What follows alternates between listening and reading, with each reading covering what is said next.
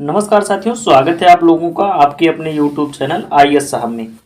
साथियों, हम पढ़ने वाले हैं आज संघ एवं राज्य लोक सेवा आयोग द्वारा जो परीक्षा होती है उसके लिए सामान्य अध्ययन हम पढ़ने वाले हैं, जिसमें हम पढ़ने वाले हैं प्राचीन एवं मध्यकालीन भारत का इतिहास। ठीक है, ये सॉल्व पेपर है आपका। टोटल प्रश्न है 3555 वस्तुनिष्ठ प्रश्न है। विथ सॉल्व पेपर है विथ नोट्स के बाद। इसमें हम सामान्य अध्ययन प्राचीन एवं मध्यकालीन भारत का इतिहास अध्यायवार हल प्रश्न पत्र पढ़ेंगे। ये दी गई है विषय सूची। सबसे पहले है IAS PCS 2022 और 23 में पूछे गए प्रश्नों पर विशेष हाईलाइट। IAS PCS 2023 प्राचीन इतिहास के स्रोत, साहित्यिक स्रोत, पुरातात्विक स्रोत, भारत की प्रागैतिहासिक संस्कृतियाँ, पुरापाषाण काल, मध्यपाषाण काल, नवपाषाण काल एवं ताम्रपाषाण काल। सिंधु सभ्यता एवं संस्कृति के बारे में पढ़ेंगे। वैदिक काल के बारे में पढ़ेंगे। ऋग वैदिक काल, उत्तर वैदिक काल, प्राचीन भारत के धार्मिक आंदोलन के बारे में पढ़ेंगे। संप्रदायों के बारे में पढ़ेंगे। अन्य धार्मिक संप्रदाय के बारे में पढ़ेंगे। यानी इसमें पूरा इतिहास हम कंप्लीट करने वाले हैं, सभी कालों के बारे में। चोल वंश, चेर वंश, पांड्य वंश, प्रशासन, कला, साहित्य के बारे में पढ़ेंगे। यानी इतिहास का जितना भी चैप्टर है, सिलेबस है, हम पूरे को कंप्लीट करेंगे। खिलजी वंश हो गया, तुगलक वंश हो गया, लोधी वंश हो गया, सभी को कंप्लीट करेंगे। ठीक है, तो चलिए शुरू करते हैं। 2022 और 23 में जो प्रश्न पूछे गए हैं उनको सॉल्व सहित कंप्लीट करेंगे। पहले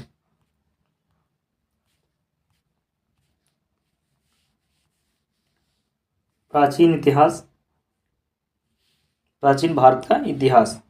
IAS PCS 2022 और 23 में जो प्रश्न पूछे गए हैं उनको देखेंगे। ठीक है, पहला अध्याय है प्राचीन भारतीय इतिहास के स्रोत।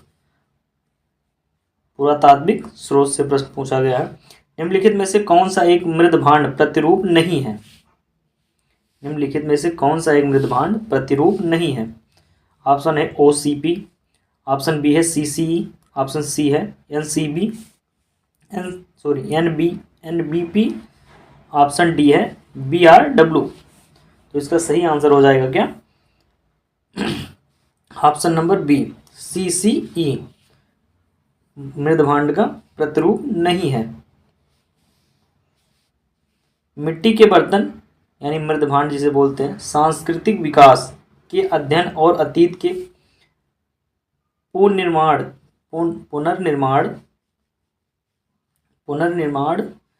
में महत्वपूर्ण भूमिका निभाते हैं। भारत में मृदभांड निर्माण नवपाषाण काल से लेकर वर्तमान में भी हो रहा है। मृदभांड 4 प्रकार के पाए गए हैं।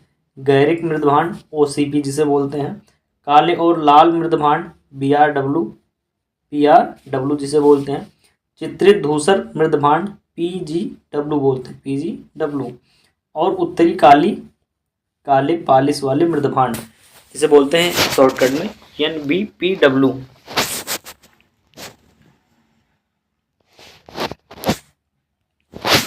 क्वेश्चन नंबर दूसरा है, निम्नलिखित में से किसके द्वारा सूरकोटडा नामक हड़प्पा संस्कृति के स्थल की खोज की गई?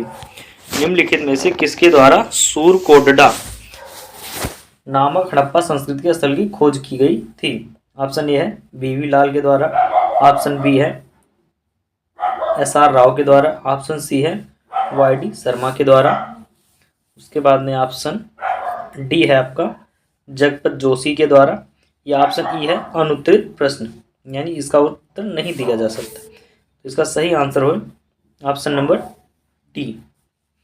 सूरकोटडा गुजरात के कच्छ जिले में स्थित एक हड़प्पा सांस्कृतिक स्थल है। इस स्थल की खोज जगपत जोशी द्वारा 1964 में की गई थी। यहाँ से घोड़े की हड्डियाँ प्राप्त हुई हैं। यहाँ से घोड़े की हड्डियाँ प्राप्त हुई हैं। क्वेश्चन नंबर 3 है, प्राचीन भारतीय मृदभांड के बारे में निम्नलिखित में से कौन सा एक कथन सही है? प्राचीन भारतीय मृदभांड के बारे में निम्नलिखित में से कौन सा एक कथन सही है?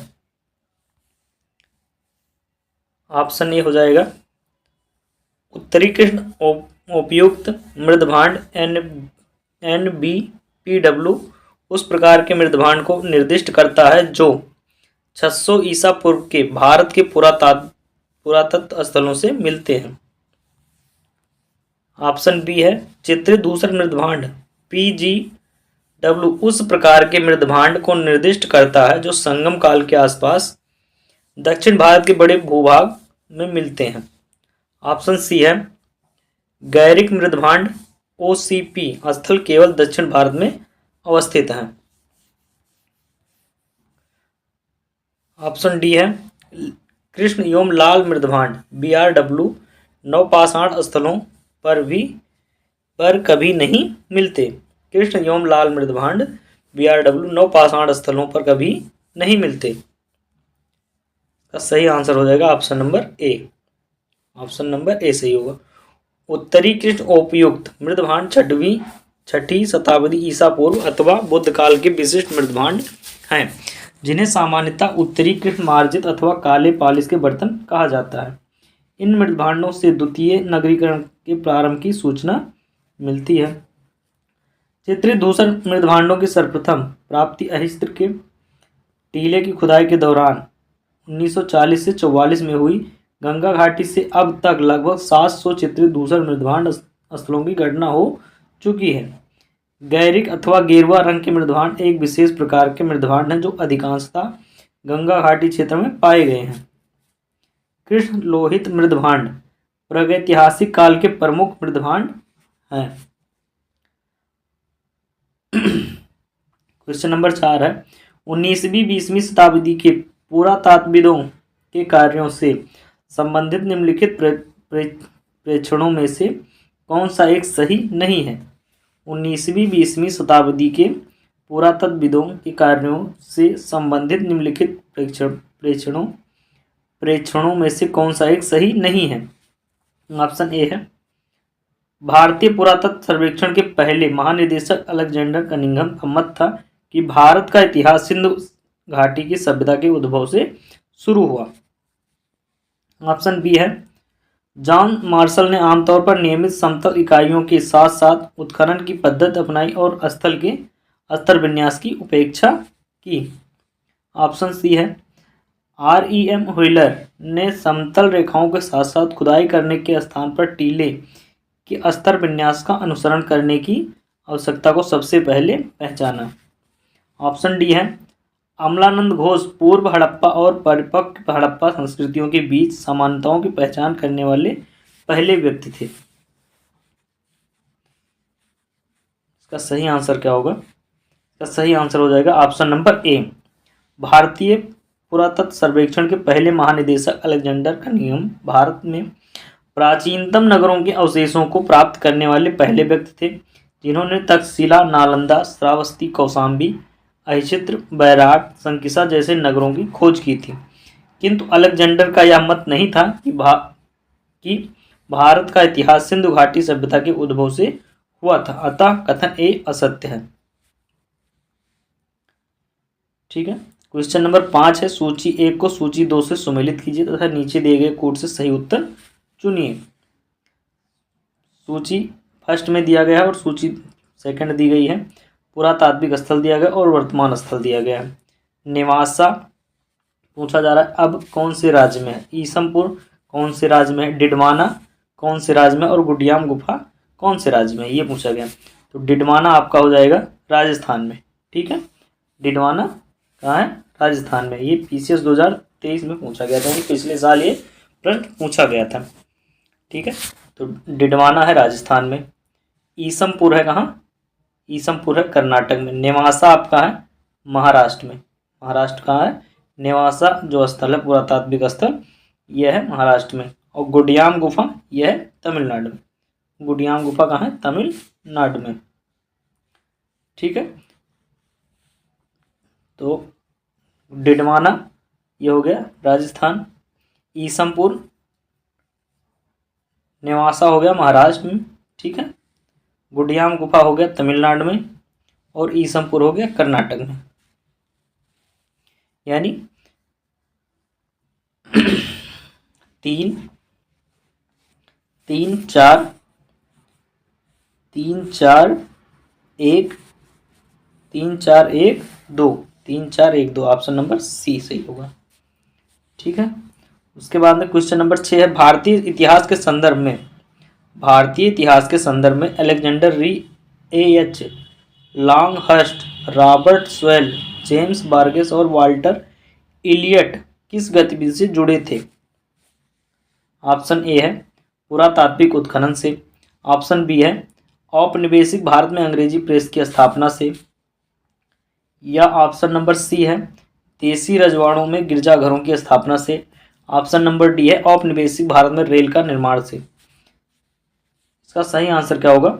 ऑप्शन नंबर ए हो जाएगा। Alexander Rea H Longhurst, Robert Sewell, James Burgess और वाल्टर एलियट भारत में कार्य कर रहे प्रसिद्ध पुरातत्ववेत्ता थे।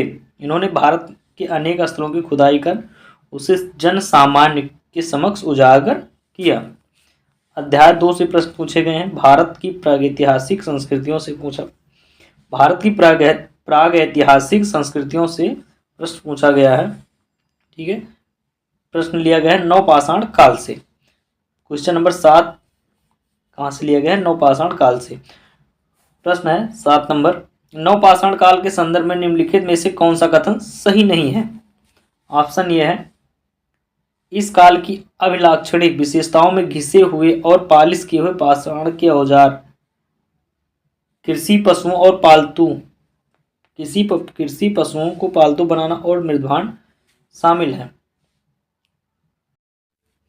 ऑप्शन बी है इस काल को नव प्रस्तर युग भी कहते हैं। उसके बाद में ऑप्शन सी है ये अभिलाक्षणिक विशेषताएं उपमहाद्वीप के विभिन्न भागों में लगभग एक ही समय में दिखाई देती हैं। ऑप्शन डी है कृषि का सबसे पहला साक्ष्य लगभग 8000 BCE में मेहरगढ़ से प्राप्त होता है। ठीक है, तो इसका सही आंसर क्या हो जाएगा? ऑप्शन नंबर डी, भारतीय उपमहाद्वीप में कृषि का प्राचीनतम साक्ष्य 7000 ईसा पूर्व मेहरगढ़ से प्राप्त हुआ है। मेहरगढ़ पाकिस्तान के बलूचिस्तान में स्थित है। यहाँ से गेहूं के साक्ष्य मिले हैं। नवीनतम खोजों के आधार पर भारतीय उपमहाद्वीप में प्राचीनतम कृषि साक्ष्य वाला स्थल लहुरा देव है, जो उत्तर प्रदेश के संत कबीर नगर में स्थित नवपाषाणकालीन स्थल है। यहाँ से 9000 ईसा पूर्व से 7000 ईसा पूर्व चावल के साक्ष्य प्राप्त हुए हैं।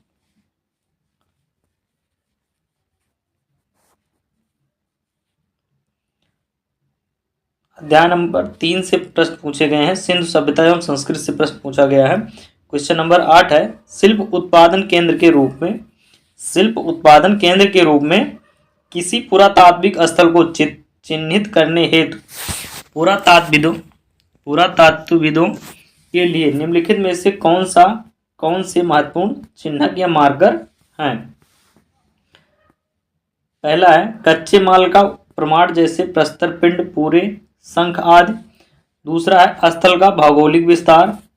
तीसरा है अपूर्ण वस्तुएं, त्याग दिया गया माल तथा कूड़ा करकट का प्रमाण। चौथा है विविध प्रकार के मृदभांड का प्रमाण। नीचे दिए गए कूट का प्रयोग कर सही उत्तर चुनिए। केवल 1 सही है, केवल 1 और 3 सही है, केवल 2 और 4 सही है, या केवल 3 सही है। तो इसका सही आंसर क्या हो जाएगा? 1 और 3 सही है। ठीक है, ऑप्शन नंबर बी सही होगा।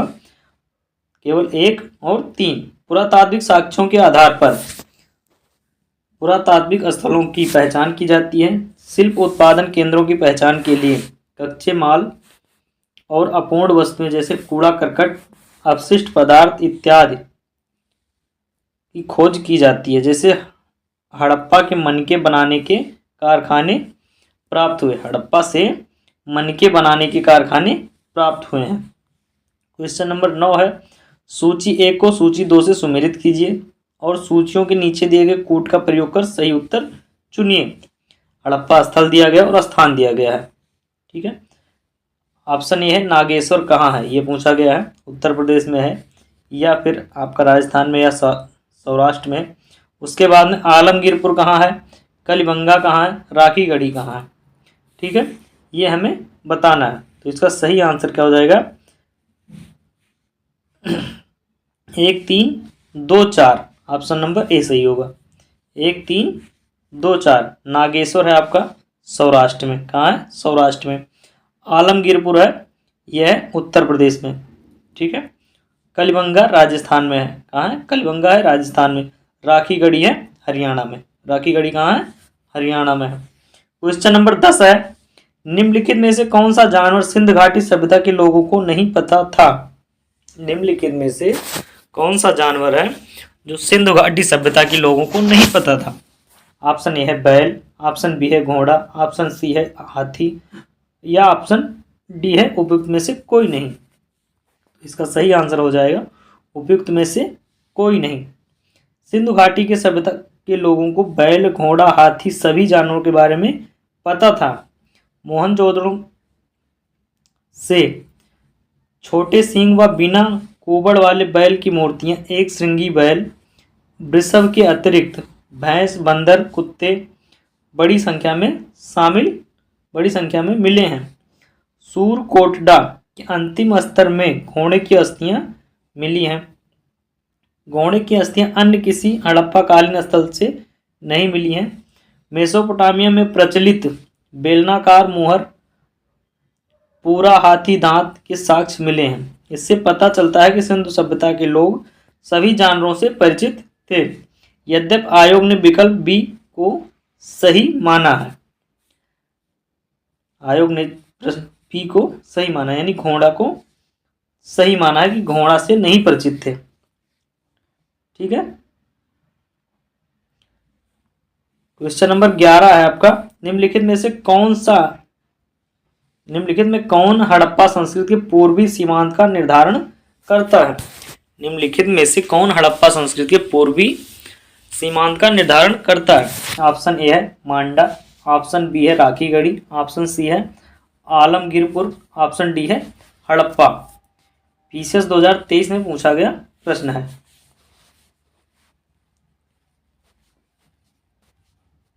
ठीक है, तो इसका सही आंसर होगा हड़प्पा सभ्यता का भौतिक विस्तार पूर्व में आलमगीरपुर यानी मेरठ, पश्चिम में सूतकांगे डोर तथा उत्तर में मांडा, मांडा कहाँ है, जम्मू में है, से लेकर दक्षिण में परवरा नदी दैमाबाद के मुहाने तक था। यह उत्तर से दक्षिण लगभग 1400 किलोमीटर तक था। पूर्व से पश्चिम लगभग 1600 किलोमीटर तक फैली हुई थी। सिंधु घाटी सभ्यता त्रिभुजाकार स्वरूप में थी, जिसका क्षेत्रफल लगभग 13 लाख वर्ग किलोमीटर है। क्वेश्चन नंबर 12 है, निम्नलिखित में से किस हड़प्पा नगर के नगर दुर्ग और निचले शहरी क्षेत्रों में कई बड़े कुंड और जलाशय मिले हैं। निम्नलिखित में से किस हड़प्पा नगर के नगर दुर्ग और निचले शहरी क्षेत्रों में कई बड़े कुंड और जलाशय मिले हैं। ऑप्शन ए है बनावली, ऑप्शन बी है मोहनजोदड़ो, ऑप्शन सी है धौलावीरा और ऑप्शन डी है राखीगढ़ी। तो इसका सही आंसर हो जाएगा धौलावीरा, ऑप्शन नंबर सी सही होगा। हड़प्पा सभ्यता के धौलावीरा नगर की जल प्रबंधन प्रणाली अति विशिष्ट थी। हड़प्पा सभ्यता के धौलावीरा नगर की जल प्रबंधन प्रणाली अति विशिष्ट थी। मनहर और मंसार नदियों पर डैम बनाकर जल संग्रह किया गया। धौलावीरा नगर से 16 से अधिक विशाल जलाशय के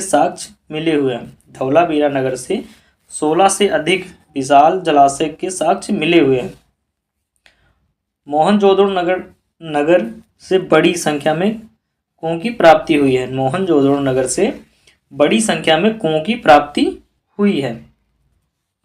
क्वेश्चन नंबर 13 है, निम्नलिखित में से किस हड़प्पा स्थल में यज्ञ वेदी यानी फायर अल्टर मिले हैं?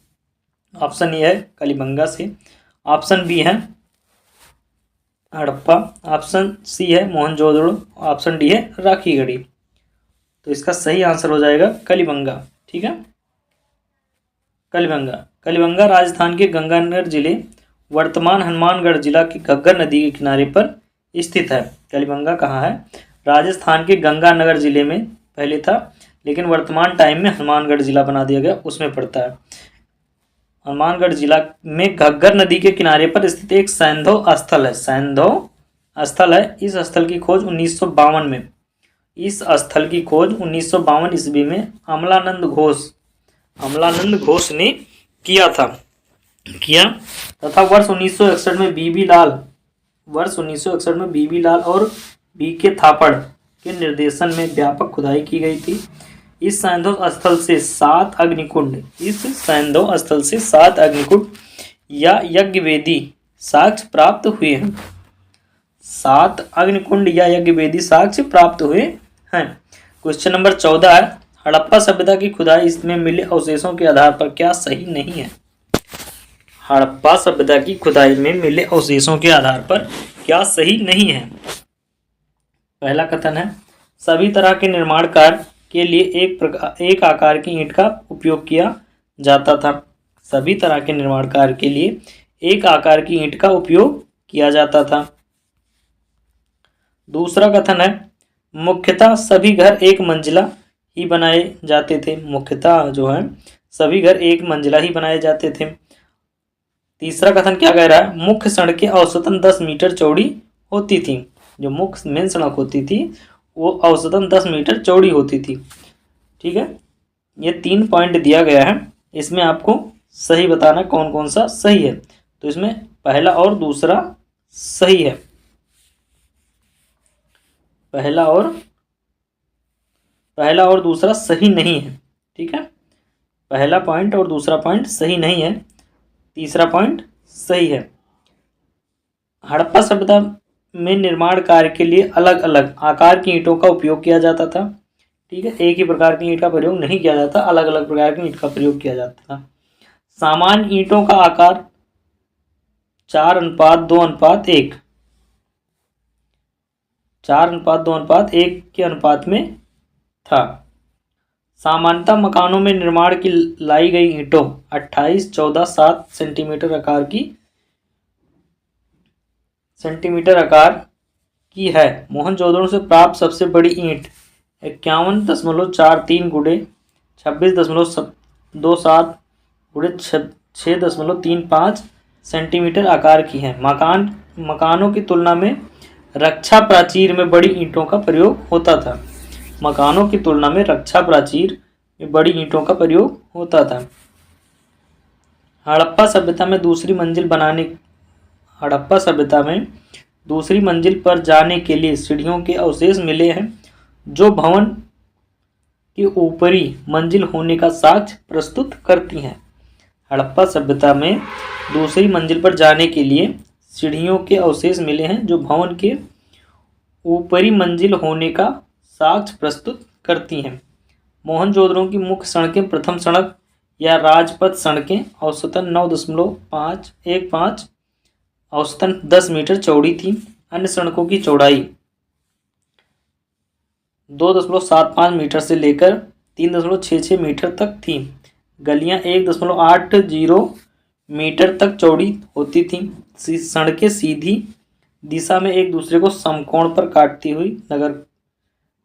हुई नगर को अनेक वर्गाकार अथवा चतुर्भुजाकार खंडों में विभाजित करती थीं। जिस चौराहे पर मुख्य सड़कें मिलती थीं उसे पुरातत्ववेत्ता ने ऑक्सफोर्ड सर्किल कहा है।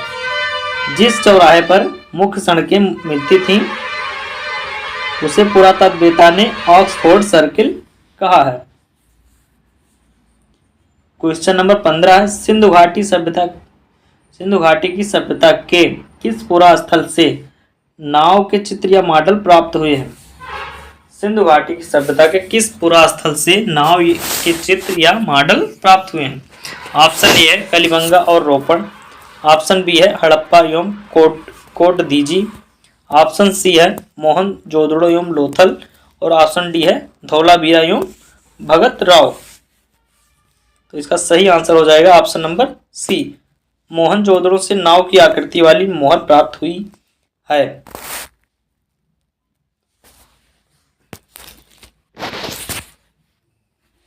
लोथल से नाव का टेराकोटा प्राप्त हुआ है। नाव की आकृति वाली मोहरों और टेराकोटा से सिंधु घाटी सभ्यता के समुद्री व्यापार पर प्रकाश पड़ता है। लोथल से गोदीवाड़ा के साक्ष्य भी प्राप्त हुए हैं।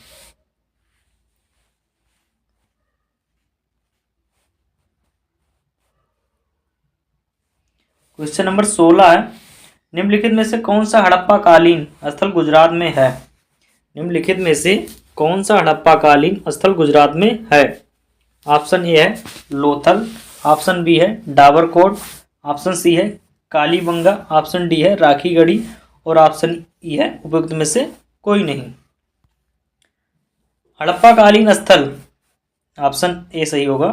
हड़प्पा कालीन स्थल गुजरात में साबरमती व उसकी सहायक भोगवा नदी के बीच खंभात की खाड़ी में स्थित है। इसकी खोज 1954 में एस.आर. राव ने की थी। लोथल में गोदीवाड़ा अग्निकुंड, रंगाई कुंड, मनके बनाने के कारखाने और 3 युग्मित समाधियों के साक्ष्य मिले हैं। पॉइंट है, कलीबंगा राजस्थान के गंगानगर जिले में स्थित है। कलीबंगा कहाँ है? राजस्थान के गंगानगर जिले में स्थित है, जिसकी खोज अमलानंद घोष ने की थी। दूसरा पॉइंट है, डाबरकोट बलूचिस्तान पाकिस्तान में स्थित है। डाबरकोट बलूचिस्तान पाकिस्तान में स्थित है। इस स्थल की खोज ऑरल स्टाइन ने की थी। ऑरल स्टाइन ने की थी। नेक्स्ट पॉइंट है, राखीगढ़ी हरियाणा के हिसार जिले में घग्गर नदी के तट पर स्थित है। राखीगढ़ी हरियाणा के हिसार जिले में घग्गर नदी के तट पर स्थित है। इस स्थल की खोज 1969 में सूरजभान और रफीक मुगल ने की थी। राखीगढ़ी हरियाणा के हिसार जिले में घग्गर नदी के तट पर स्थित है। इस स्थल की खोज 1969 में सूरजभान और रफीक मुगल ने की थी। यह भारत का सबसे बड़ा सैंधव स्थल है। यह भारत का सबसे बड़ा सैंधव स्थल है। अध्याय 4 से प्रश्न पूछे गए हैं वैदिक काल से। ठीक है, क्वेश्चन नंबर 17 है जो ऋग्वैदिक काल से प्रश्न पूछ लिया गया है। वैदिक कालीन प्रशासन में भाग 2 कौन अधिकारी था? ये आपके पीसीएस 2023 में पूछा गया था, पिछले साल पूछा गया था कि भाग 2 वैदिक काल में किसे कहते थे? प्रशासन में भाग 2 कौन अधिकारी होता था? ये होता था जंगलों का प्रधान अधिकारी, या फिर राजस्व कर जमा करने वाला, या फिर समाचार पहुंचाने वाला दूत होता था, या फिर जुआ विभाग का प्रधान अधिकारी होता था। तो इसका सही आंसर हो जाएगा, ये होता था भाग 2 किसे कहते थे? ये राजस्व जमा करने वाला अधिकारी होता था। वैदिक काल में, वैदिक कालीन प्रशासन में भाग 2 राजस्व जमा करने वाला अधिकारी होता था। क्वेश्चन नंबर 18 है, प्रारंभिक वैदिक काल के दौरान कौन सा शहर प्राचीन मगध साम्राज्य की राजधानी के रूप में कार्य करता था? प्रारंभिक वैदिक काल के दौरान कौन सा शहर प्राचीन मगध साम्राज्य की राजधानी के रूप में कार्य करता था? इसका सही आंसर क्या हो जाएगा? ऑप्शन नंबर ए सही होगा राजगृह, या ऑप्शन नंबर बी सही होगा चंपा, ऑप्शन सी होगा वैशाली, ऑप्शन डी होगा पटलिपुत्र। तो इसका सही आंसर क्या होगा? राजगृह। प्रारंभिक वैदिक काल के दौरान राजगृह शहर प्राचीन मगध साम्राज्य की राजधानी के रूप में कार्य करता था। मगध साम्राज्य में आधुनिक पटना, गया तथा शाहाबाद का कुछ हिस्सा पड़ता था। बिम्बिसार 544 ईसा पूर्व से 492 ईसा पूर्व और अजातशत्रु 492 ईस्वी से 492 ईसा पूर्व से 460 ईसा पूर्व के समय इसकी राजधानी राजगीर या राजगृह था। किंतु उदयन 460 ईसा पूर्व से 444 ईसा पूर्व ने राजगृह से अपनी राजधानी पटलपुत्र या कुसुमपुर स्थानांतरित किया। किंतु उदयन ने 460 ईसा पूर्व से 444 ईसा पूर्व ने राजगृह से अपनी राजधानी पटलपुत्र या कुसुमपुर स्थानांतरित किया। शिशुनाग वंश के शिशुनाग शिशुनाग वंश के शिशुनाग 412 ईसा पूर्व से 394 ईसा पूर्व ने पटलपुत्र से राजधानी स्थानांतरित करके वैशाली को मगध साम्राज्य की राजधानी बनाया। शिशुनाग वंश के शिशुनाग ने 412 ईसा पूर्व से 394 इनका कार्यकाल था, ने पटलपुत्र से राजधानी स्थानांतरित करके वैशाली को मगध साम्राज्य की राजधानी बनाया। किंतु कालांतर में काला अशोक इसका कार्यकाल था 394 ईसा पूर्व से 366 ईसा पूर्व पुनः पाटलिपुत्र स्थानांतरित कर लिया। पुनः राजधानी पाटलिपुत्र स्थानांतरित कर लिया और मौर्य साम्राज्य तक पाटलिपुत्र ही राजधानी बना रहा। और मौर्य साम्राज्य तक ही पाटलिपुत्र ही राजधानी बना रहा। क्वेश्चन नंबर 19 है, प्रारंभिक वैदिक काल में निम्नलिखित में से किस नदी के तट पर 10 राजन युद्ध हुआ था? प्रारंभिक वैदिक काल में निम्नलिखित में से किस नदी के तट पर 10 राजन युद्ध हुआ था? ऑप्शन ए है सरस्वती नदी पर, ऑप्शन बी है दृश्यदती नदी पर, या ऑप्शन सी है परसणी नदी पर, या ऑप्शन डी है सुत्रुदी नदी पर। इसका सही आंसर हो जाएगा परसणी नदी पर। प्रारंभिक वैदिक काल में भरत जन के स्वामी सुदास ने राबी परसणी नदी के तट पर 10 राजाओं के संघ को परास्त किया था। प्रारंभिक वैदिक काल में भरत जन के स्वामी सुदास ने राबी यानी परसणी नदी के तट पर 10 राजाओं संघ को परास्त किया था। भरत जन के नाम से ही हमारे देश का नाम भारत पड़ा। भरत जन के नाम पर ही हमारे देश का नाम भारत पड़ा। यह ऋग्वैदिक काल का सर्वाधिक महत्वपूर्ण जन था जो सरस्वती तथा यमुना नदियों के बीच के प्रदेश में निवास करता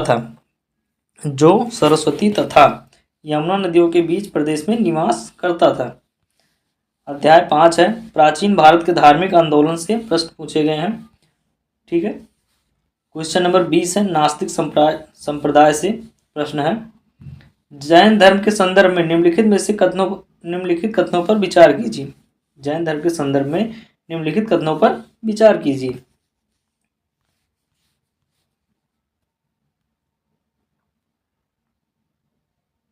पहला कथन है, वर्धमान महावीर ने जिम्ब्रिका गांव नगर के बाहर ऋजुपालिका नदी के तट पर और समाग नामक गृह स्वामी के क्षेत्र में कैवल्य ज्ञान प्राप्त किया। पहला पॉइंट है, वर्धमान महावीर ने जिम्ब्रिका ग्राम नगर के बाहर ऋजुपालिका नदी के तट पर और समाग नामक गृह स्वामी के क्षेत्र में कैवल्य ज्ञान प्राप्त किया। दूसरा पॉइंट है, वह अवस्था जब कर्म तत्व वास्तव में जीव की दिशा में इसे बांधने के लिए प्रवाहित होने लगते हैं उसे अस्त्रव कहते हैं। उपयुक्त कथनों में से कौन सा कथन सही है? केवल एक सही है, केवल दो सही है, एक और दो दोनों सही है और दोनों नहीं सही है। ठीक है, तो इसका सही आंसर क्या हो जाएगा? एक और दो दोनों सही है। महावीर स्वामी के गृह त्याग के 12 वर्ष पश्चात 42 वर्ष की आयु में महावीर स्वामी के गृह त्याग के 12 वर्ष पश्चात यानी 42 वर्ष की आयु में जम्भृग ग्राम के निकट ऋजुपालिका नदी के तट पर समाग नामक गृह स्वामी के खलिहान में साल वृक्ष के नीचे कैवल्य की प्राप्ति हुई थी। वह स्थिति जब कर्म आकर्षित होकर जीव की ओर प्रवाहित होते हैं अस्त्रों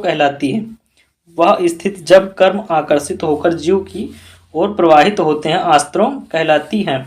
जबकि जीव की तरफ कर्मों के प्रवाह को रोकना संवर कहलाता है। क्वेश्चन नंबर 21 है, जीवक चिंतामणि द्वारा लिखा गया था। द्वारा लिखा गया था। ऑप्शन ए है शीतलाई संथनार के द्वारा, ऑप्शन बी है तिरुक्तुक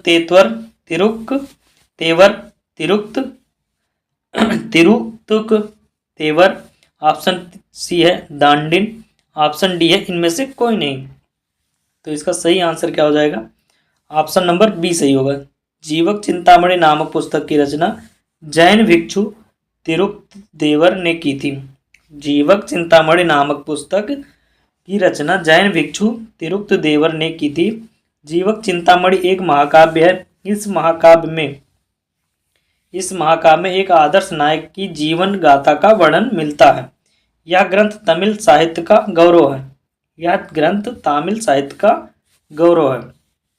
क्वेश्चन नंबर 22 है, वर्धमान महावीर के संबंध में क्या सही नहीं है? वर्धमान महावीर के संबंध में क्या सही नहीं है? ऑप्शन ए है, उन्हें 24वां और अंतिम तीर्थंकर माना जाता है। ऑप्शन बी है, उनकी माता लिच्छव के राजा चेतक की बहन थी। ऑप्शन सी है, उन्होंने अपने जीवन काल में विवाह नहीं किया था। ऑप्शन डी है, उन्होंने 527 ईसा पूर्व में पटना के नजदीक पावापुरी में देह त्याग किया। ऑप्शन डी है, उन्होंने 527 ईसा पूर्व में पटना के नजदीक पावापुरी में देह त्याग किया। इसका सही आंसर क्या हो जाएगा? ऑप्शन सी, महावीर स्वामी जैनियों के 24वें तीर्थंकर एवं जैन धर्म के वास्तविक संस्थापक माने जाते हैं। पहला पॉइंट है, महावीर का जन्म 599 ईसा पूर्व में विदेह की राजधानी वैशाली के कुंडग्राम में हुआ था। कुछ स्रोतों के अनुसार 540 ईसा पूर्व माना जाता है। महावीर की माता त्रिशला लिच्छप नरेश चेटक की बहन थी। महावीर स्वामी की पत्नी का नाम यशोदा था। वह कौंडिन्य गोत्र की थी। महावीर स्वामी की मृत्यु 527 ईसा पूर्व 72 वर्ष की आयु में अवस्था में पावापुरी राजगीर के समीप हो गई थी। उसके बाद में बौद्ध धर्म आ गया। बौद्ध धर्म से प्रश्न पूछे गए हैं। भारतीय कला में स्तूप, चैत्य और विहार का निर्माण निम्नलिखित में से किससे संबंधित है? भारतीय कला में स्तूप, चैत्य और विहार का निर्माण निम्नलिखित में से किससे संबंधित है? ऑप्शन ए है, आजीविक संप्रदाय से। ऑप्शन बी है, वैष्णव संप्रदाय से। ऑप्शन सी है, बौद्ध धर्म से। और ऑप्शन डी है, शैव संप्रदाय से। तो इसका सही आंसर क्या हो जाएगा? बौद्ध धर्म से। ठीक है, ऑप्शन नंबर सी क्या हो जाएगा? बौद्ध धर्म से। भारतीय कला में स्तूप, चैत्य और विहार का निर्माण बौद्ध धर्म से संबंधित है। बौद्ध धर्म की धार्मिक वास्तुकला भारतीय उपमहाद्वीप से विकसित हुई है।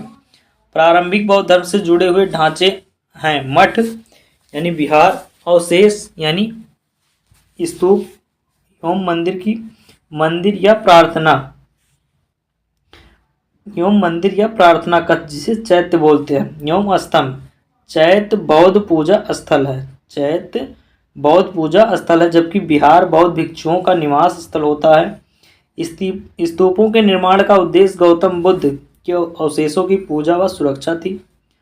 बौद्ध मठ यानी विहार का तात्पर्य उस जगह से जहां बौद्ध धर्म के गुरु अपने शिष्यों को शिक्षा, उपदेश आदि देते थे। बोध गया में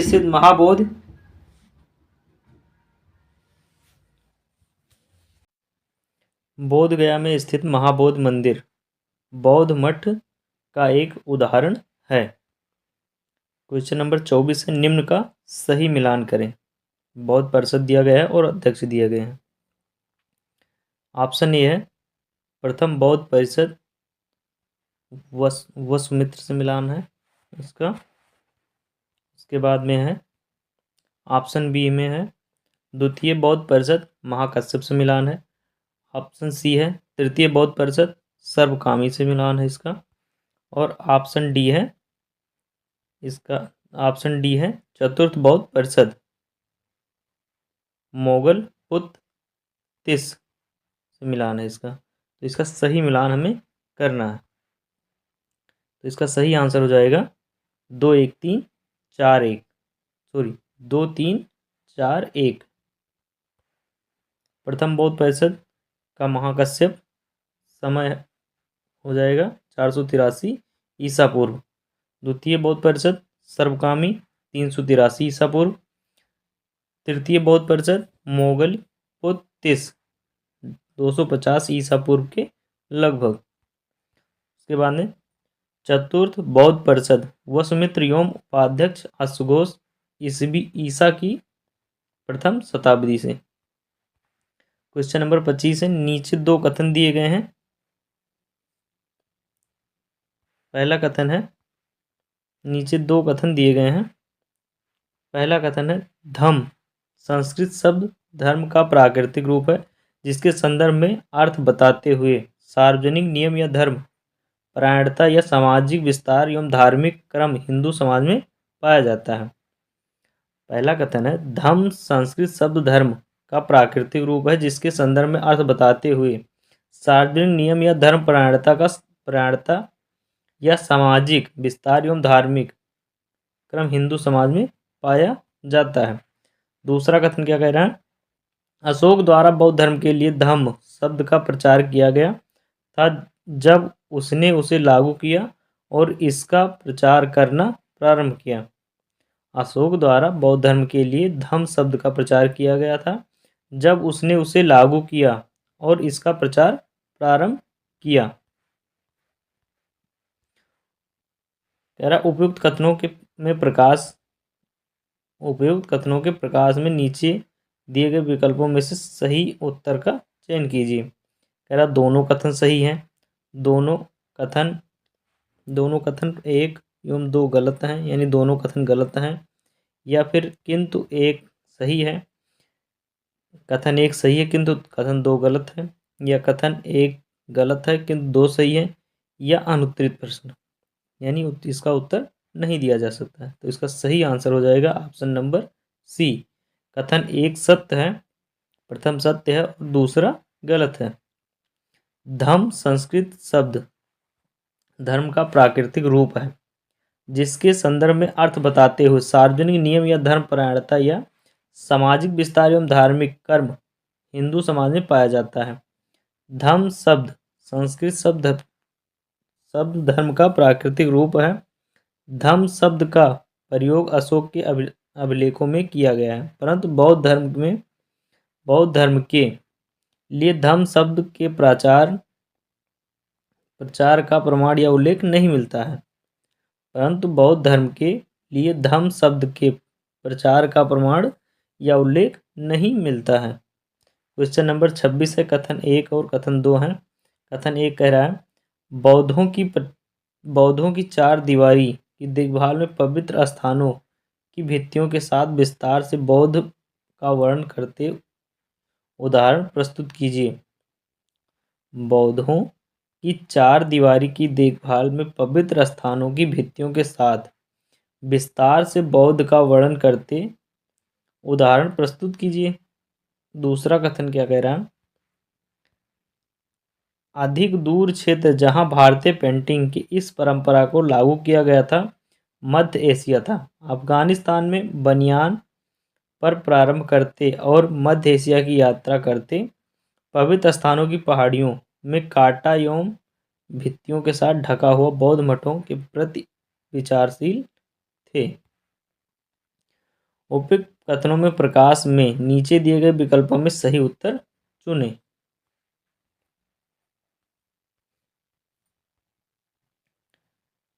चार ऑप्शन दिया गया है, दोनों कथन सही हैं, या दोनों कथन गलत हैं, या फिर एक कथन सही है दूसरा गलत है, या पहला गलत है दूसरा सही है, या उत्तर नहीं दिया जा सकता। तो इसका सही आंसर क्या हो जाएगा, दोनों कथन सही हैं, ऑप्शन नंबर ए सही है। बौद्धों की चार दीवारी की देखभाल में पवित्र स्थानों की भित्तियों के साथ विस्तार से बौद्ध का वर्णन करते उदाहरण प्रस्तुत किए। अधिक दूर क्षेत्र जहां भारतीय पेंटिंग की इस परंपरा को लागू किया गया था वह मध्य एशिया था। अफगानिस्तान में बनियान और मध्य एशिया की यात्रा करते पवित्र स्थानों की पहाड़ियों में कांटा एवं भित्तियों के साथ ढका हुआ बौद्ध मठों के प्रति विचारशील थे, अतः दोनों कथन सही हैं। बौद्धों की चार दीवारी की देखभाल में पवित्र स्थानों की भित्तियों के साथ विस्तार से बौद्ध का वर्णन करते उदाहरण प्रस्तुत किए। अधिक दूर क्षेत्र जहां भारतीय पेंटिंग की इस परंपरा को लागू किया गया था वह मध्य एशिया था। अफगानिस्तान में बनियान और मध्य एशिया की यात्रा करते पवित्र स्थानों की पहाड़ियों में कांटा एवं भित्तियों के साथ ढका हुआ बौद्ध मठों के प्रति विचारशील थे, अतः दोनों कथन सही हैं। क्वेश्चन नंबर 27 है, बोध गया में किसे ज्ञान प्राप्ति हुई थी? बोध गया में किसे ज्ञान की प्राप्ति हुई थी? ऑप्शन ए है महावीर स्वामी को, ऑप्शन बी है गौतम बुद्ध को, ऑप्शन सी है सिमंदर स्वामी को, ऑप्शन डी है पार्श्वनाथ स्वामी को, या उपयुक्त में से कोई नहीं। तो इसका सही आंसर हो जाएगा option number B, Gautam Buddha को। ठीक है, गौतम बुद्ध को बोध गया में ज्ञान की प्राप्ति हुई थी।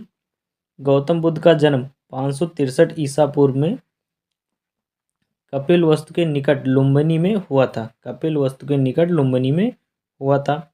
जन्म के 7वें दिन उनकी माता का देवासान हो गया। जन्म के 7वें दिन उनकी माता का देवासान हो गया, अतः इनकी मौसी महाप्रजापति गौतमी ने इनका पालन पोषण किया था। 29 वर्ष की अवस्था में इन्होंने गृह त्याग दिया था। 29 वर्ष की अवस्था में इन्होंने गृह त्याग दिया था। बौद्ध ग्रंथों में इस घटना को महाभिनिष्क्रमण, बौद्ध ग्रंथों में इस घटना को महाभिनिष्क्रमण कहा गया है। गृह त्याग की घटना को क्या कहा गया है? महाभिनिष्क्रमण।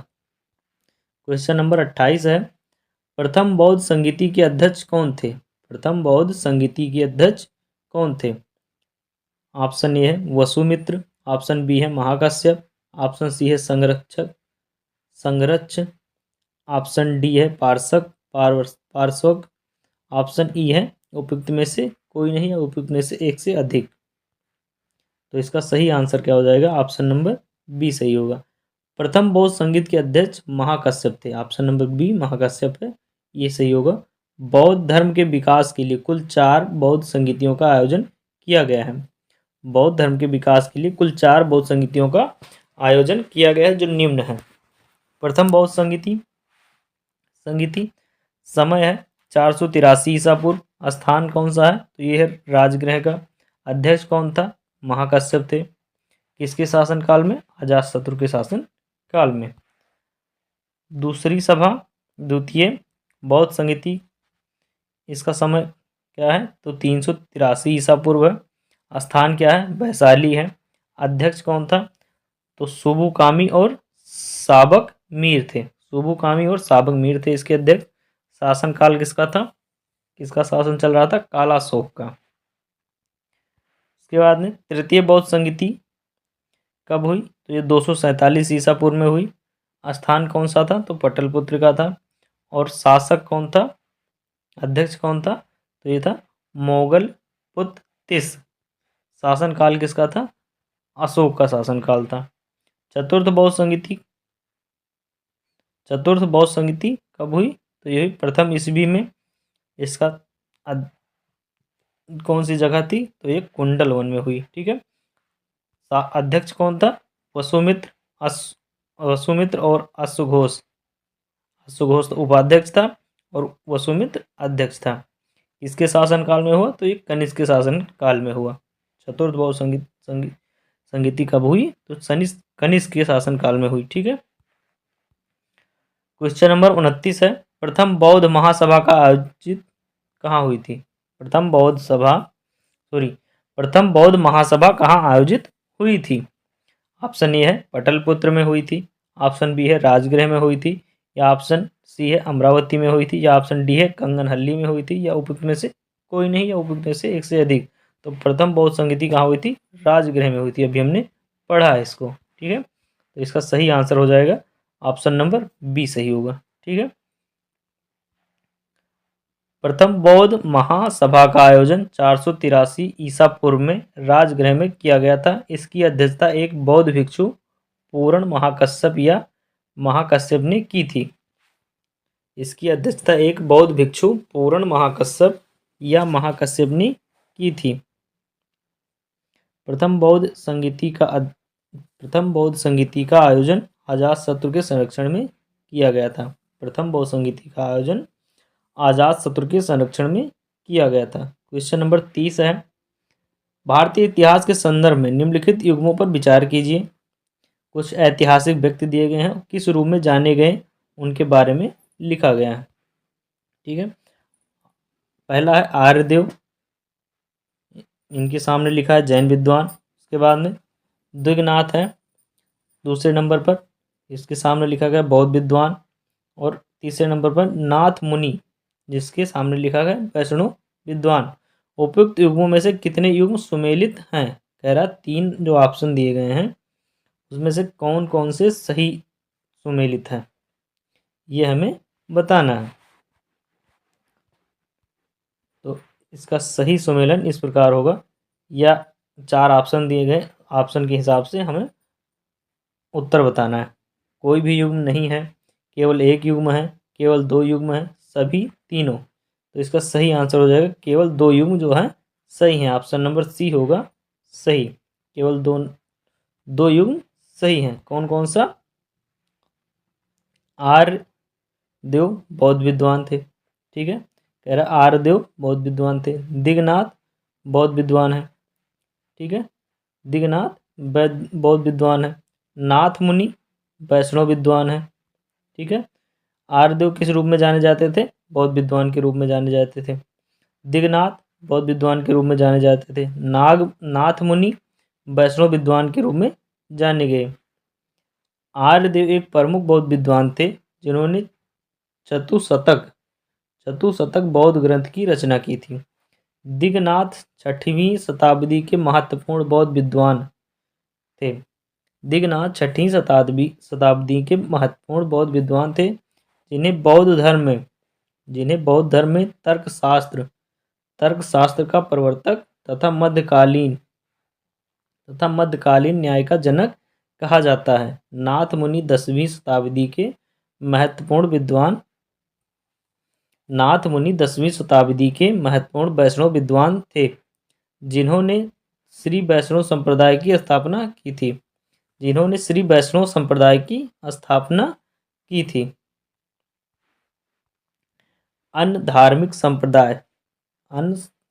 संप्रदाय के बारे में पढ़ेंगे। तो सबसे पहले शैव संप्रदाय के बारे में पढ़ेंगे। क्वेश्चन नंबर 31 है, परंपरा के अनुसार अलवारों और नैनारों की संख्या कितनी थी? परंपरा के अनुसार अलवारों और नैनारों की संख्या कितनी थी? तो अलवारों की संख्या थी 12 और नैनारों की संख्या थी 63। 12 और 63, यही ऑप्शन सही है। अलवार और नैनार क्रमशः वैष्णव संत व शैव संत थे। अलवार कौन थे? तो ये वैष्णव संत थे, और जो नैनार थे वो शैव संत थे, यानी शिव के भक्त थे। और अलवार वो थे विष्णु के भक्त, ठीक है। परंपरा के अनुसार अलवार संतों की संख्या 12 और नैनार की 63 थी। इन संतों को दक्षिण भारत में भक्ति आंदोलन का जनक माना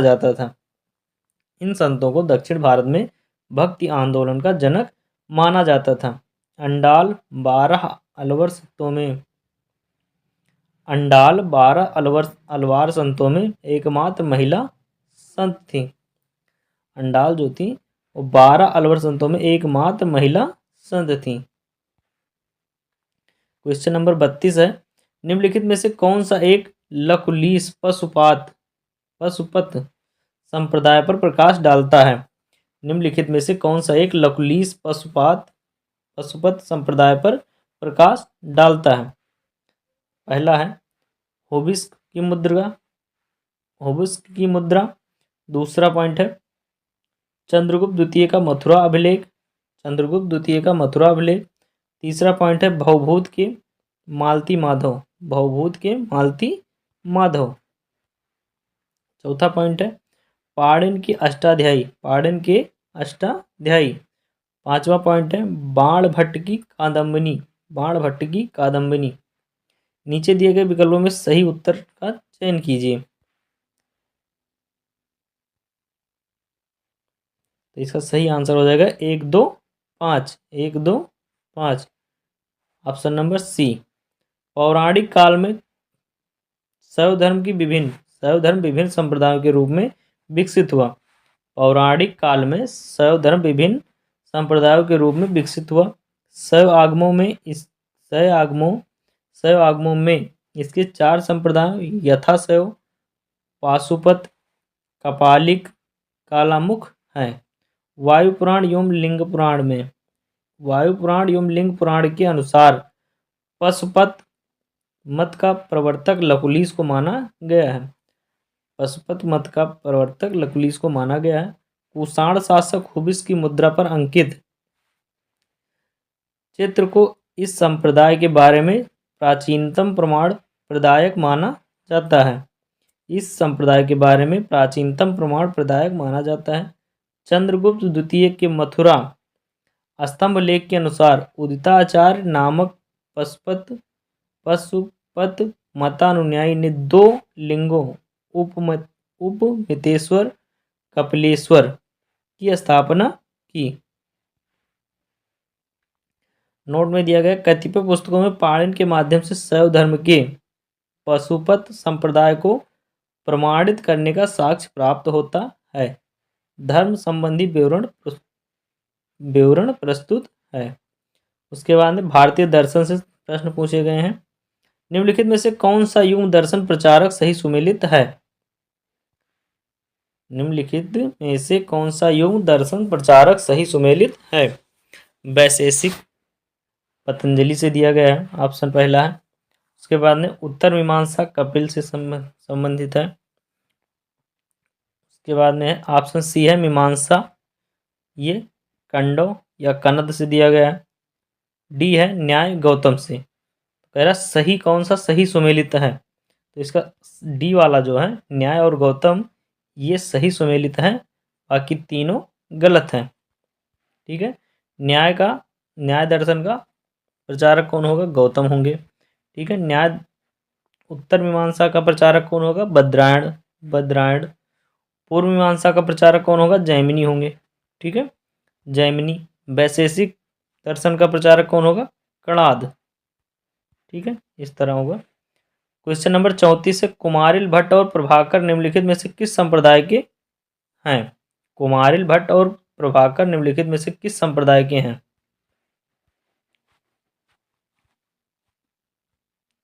ऑप्शन ए है लोकायत, ऑप्शन बी है माध्यमिक, ऑप्शन सी है पूर्व मीमांसा, ऑप्शन डी है उत्तर मीमांसा।